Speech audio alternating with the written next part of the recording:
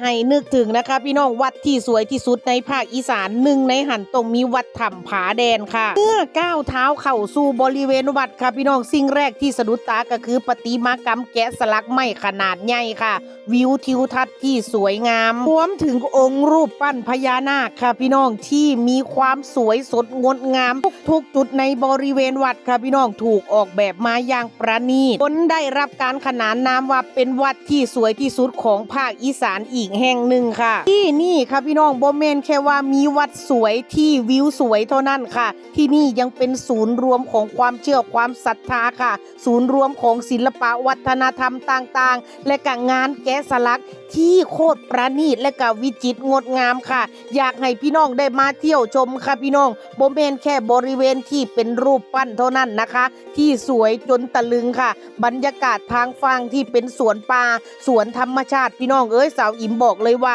เดินเที่ยว1 วันน่ะบ่มีทางที่สิจบค่ะสาวอิมมาที่นี่เป็นครั้งที่2พี่น้องเพราะว่าครั้งแรกค่ะเดินเที่ยวไม่หมดพี่น้องมันเยอะมากๆและก็สวยทุกๆจุดค่ะคำว่าภูผาแดนค่ะพี่น้องคำว่าแดนนี่มาจากภาษาอีสานที่หมายถึงภูเขาสูงหรือว่าตรงที่มันเป็นหน้าผาสถานที่แห่งนี้เล่ากันว่านะพี่น้องตามตำนานเมื่อปี 2483 ค่ะเชื่อกันว่าหลวงปู่มั่นภูริทัตโตเพิ่นได้ธุดงค์และก็มาปักกฎอยู่ตรงวัดแห่งนี้ค่ะหลวงปู่มั่นใช้สถานที่แห่งนี้เป็นสถานที่ปฏิบัติธรรมเจริญภาวนาค่ะพี่น้องเพราะมีความสงบร่มเย็นค่ะเหมาะมากๆกับการที่จะเจริญวิปัสสนากรรมฐานก่อนที่สิได้รับการพัฒนาให้เป็นวัดที่ยิ่งใหญ่เป็นศูนย์รวมจิตใจของชาวจังหวัดสกลนครวัดถ้ำผาแดนจึงบ่แม่นสถานที่ท่องเที่ยวธรรมดาค่ะพี่น้องแต่เป็นสถานที่ท่องเที่ยวที่ทำให้นักท่องเที่ยวได้สัมผัสถึงศิลปะอันงดงามแฝงไปด้วยพลังของศรัทธาและกับความสงบร่มรื่นของธรรมชาติในเวลาเดียวกันคนหลายๆคนค่ะพี่น้องต่างเว้าเป็นเสียงเดียวกันว่าได้มาเที่ยววัดภูผาแดนได้มายืนชมวิวธรรมชาติสวยๆกะเฮ็ดให้ได้รับความสงบสุขทางใจอย่างบอกบ่ถูกค่ะสำหรับไผที่มาเยือนจังหวัดสกลนครจะมาเที่ยวหรือมาทำงานค่ะสักครั้งหนึ่งในชีวิตมาเยี่ยมเยือนเที่ยวชมวัดถ้ำภูผาแดนสักครั้งหนึ่งเด้อค่ะสำหรับคนสกลนครคือกันพี่น้องผู้ใดยังบ่เคยมาขี่มอเตอร์ไซค์มาก็ได้พี่น้องค่อยๆมาค่ะวัดถ้ำภูผาแดนอยู่ในตำบลดงมะไฟอำเภอเมืองจังหวัดสกลนครพี่น้องตรงนี้เป็นลานพญาเต่าภูผาแดนค่ะเฮาก็มาขอพรได้ค่ะมื้อนี้หลานๆค่ะพี่น้องน้องชายและก็น้องสะใภ้สาวอิมก็มาขอพรกันค่ะขอให้คุณย่าติ๋มหายจากอาการป่วยขอให้คุณย่าติ๋มดีวันดีคืนค่ะพี่น้องสาวอิมก็แอบขอคือกันค่ะพี่น้องแต่ว่าบ่บอกค่ะว่าขอหยัง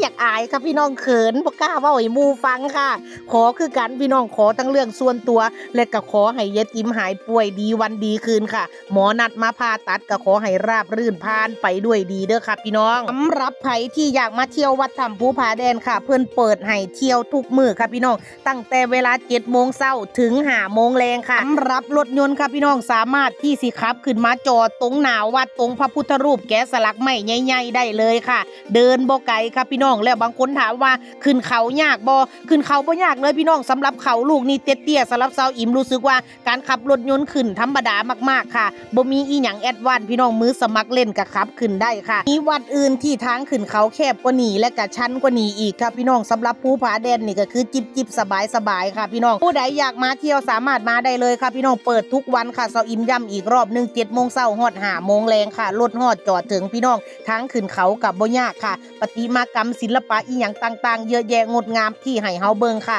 ภาพแกะสลักหินแกะสลักไม้ค่ะภาพแกะสลักพระพุทธรูปบนหินทรายมีเยอะแยะให้เลือกชมค่ะพี่น้องโดยเฉพาะงานแกะสลักไม้ค่ะตะลึงอีหลีพี่น้องเว้าหยังบ่ถูกค่ะได้แต่ตะลึงตึ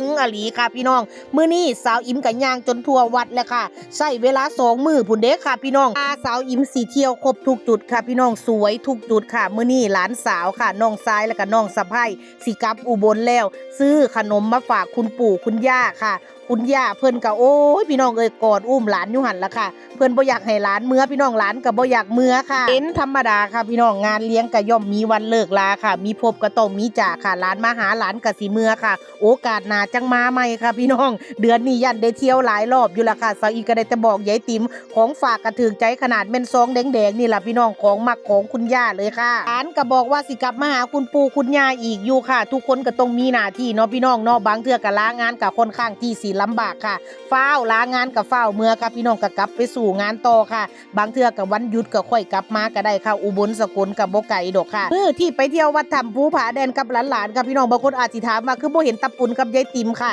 ตะปุนกับยายติ๋มก็ไปน้ำกันหั่นแหละค่ะเพราะว่าตะปุนกับยายติ๋มเพิ่นย่างบ่ไหวค่ะยายติ๋มเพิ่นมีอาการเหนื่อยอ่อนเพลียค่ะเพิ่นออกมาจากโรงพยาบาลนะพี่น้องสาวอิมก็เลยแวะพาหลานๆเที่ยวยายติ๋มเพิ่นเดินบ่ไหวเพิ่นก็เลยนั่งถ่ายอยู่หอฉันตะปุนเพิ่นก็เลยนั่งรอเป็นหมู่ยายติ๋มนั่นล่ะค่ะก็เลยบ่มีภาพยายติ๋มไปเที่ยวภูผาแดนรอบ2ค่ะก็เลยเห็นแต่หลานๆนั่นล่ะพี่น้องตอนแรกก็ตั้งใจว่าที่พายายติ๋มไปกราบพระขอพรนั่นล่ะค่ะแล้วขึ้นบ่ไหวแล้วก็บ่เป็นหยังพี่น้องหลานๆขอให้เรียบร้อยแล้วค่ะได้เวลาที่น้องซ้ายสิเดินทางกลับแล้วพี่น้องพาสิล่ำลากันได้ค่ะยายติ๋มก็กอดหลานไว้อยู่หั่นล่ะค่ะพี่น้องเดินทางไปเดินทางมาก็ค่อยๆขับรถค่ะสาวอิมก็บอกน้องซ้ายบ่ต้องเร่งบ่ต้องรีบบ่ต้องฟ้าวค่ะเฮือนเฮาบ่ย้ายไปไสพี่น้องเอ้ยโอกาสหน้าก็จังพ้อกันใหม่ค่ะเอื้อยกับพ่อกับแม่ก็นั่งถ่าอยู่เฮือนอยู่คือเก่านี่ล่ะค่ะ